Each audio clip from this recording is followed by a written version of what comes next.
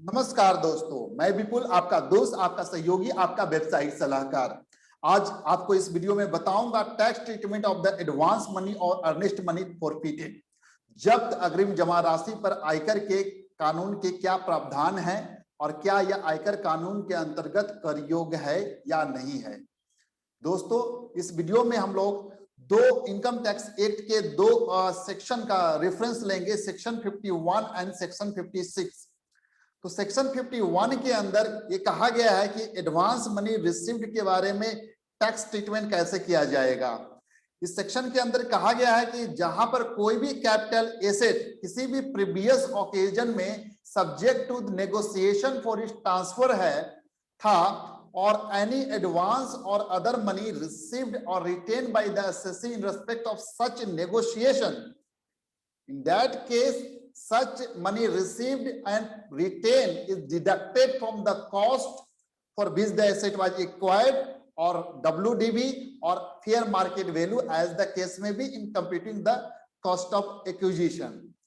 In simple words ये कह सकते हैं कि अगर प्रीवियस इक्वेशन में कोई अगर वो जो प्रॉपर्टी कैपिटल एसेट जो था आपका लैंड, अपार्टमेंट, बिल्डिंग, अगर इस तरह का कोई कैपिटल एसेट था और वो सब्जेक्ट टू नेगोशिएशन था और उसके रिगार्डिंग आपने advance money received and retain किया है, तो वो आपके कॉस्ट या आप बिजनेस में कर रहे हैं तो WDV या फिर फेयर मार्केट वैल्यू से वो डिडक्ट हो जाएगा, मतलब कॉस्ट ऑफ एक्विजिशन से वो डिडक्ट हो जाएगा इतना अमाउंट की, जो कि जब आप सेल करेंगे तो अपना कॉस्ट ऑफ एक्विजिशन को आप और कम कर लेंगे, सो दैट आपका वहां पर गेन ज्यादा आएगा।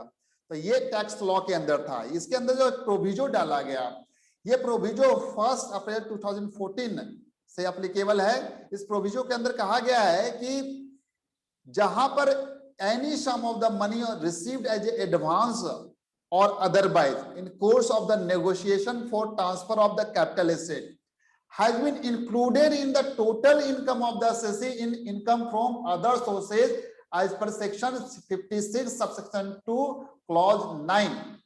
तो in that case to avoid double taxation क्या होगा, उसको इसको कॉस्ट ऑफ एक्विजिशन या WDV या फेयर मार्केट वैल्यू से रिड्यूस नहीं किया जाएगा।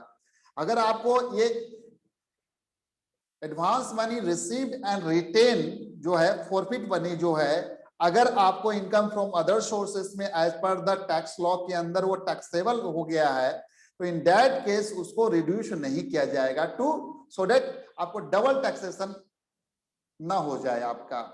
दोस्तों हम लोग देखते हैं सेक्शन 56 सबसेक्शन 2 क्लॉज 9 जो है ये क्या कहता है। तो सेक्शन 56 में ये कहता है कि ये जो इनकम चार्जेबल होंगे इनकम फ्रॉम अदर सोर्सेज में, क्या कौन सा income, any sum of the money received as an advance और otherwise in the course of the negotiation for transfer of capital asset. अगर पहला वो सम फॉरफिट हो गया है और नेगोशिएशन जो हुआ है हमारा do not result in transfer of such capital asset, ठीक है, नेगोशिएशन के कारण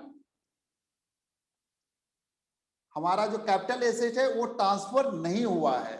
तो ये सेक्शन थे। अब इसका हम लोग एक समरी में देखते हैं कि एक चार्ट के माध्यम से देखते हैं कि एग्जैक्ट टैक्स प्रोविजन क्या कहता है। तो इसके अंदर देखते हैं कि आप section 51, 56 section 2 clause 9 tax treatment of the advance money forfeited on failure of the negotiation for transfer of the capital asset. अगर एडवांस आपका रिसीव्ड एंड फॉरफिट हुआ है बिफोर 1 अप्रैल 2014, 1 अप्रैल 2014 के पहले अगर एडवांस रिसीव्ड और फॉरफिट हुआ है, in that case advance forfeited to be deducted while determining cost of acquisition for computing capital gain. क्या हो जाएगा, आपके कॉस्ट ऑफ एक्विजिशन से वो डिडक्ट हो जाएगा।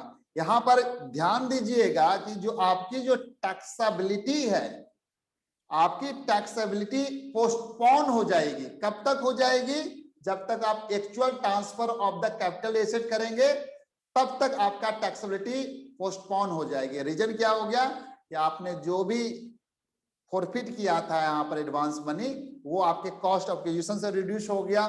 और जब आप सेल करेंगे, at the time of the sale capital gain attract, in that case आपका सेल प्रोसीड्स लेस आपका जो कॉस्ट ऑफ एक्विजिशन है, रिड्यूस कॉस्ट ऑफ एक्विजिशन है, वो माइनस होगा, तो ये आपकी टैक्सेबिलिटी आपको पोस्टपोन हो जाती है। दोस्तों दूसरा केस, अगर एडवांस आपका जो रिसीव्ड एंड फॉरफिट हुआ है 1 अप्रैल 2014 या उसके बाद हुआ है, तो इन दैट केस आपका जो एडवांस फॉरफिटेड है वो टैक्सेबल होगा इनकम फ्रॉम अदर सोर्सेज में as per section 56 subsection 2 clause 9, और उसकी जो टैक्स लायबिलिटी अट्रैक्ट होगा उस साल जब आपने एडवांस मनी फॉरफिट किया है। तो ये याद रखिएगा कि अगर 1 अप्रैल 2014 के बाद अगर ऐसा हुआ है तो आपका उसी साल जब आपने फॉरफिट किया है, उसको रिसीव्ड एंड फॉरफिट किया है, तो उसी साल आपको वो टैक्स लायबिलिटी आ जाएगी।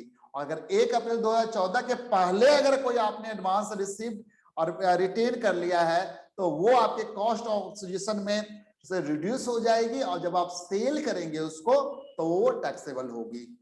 तो दोस्तों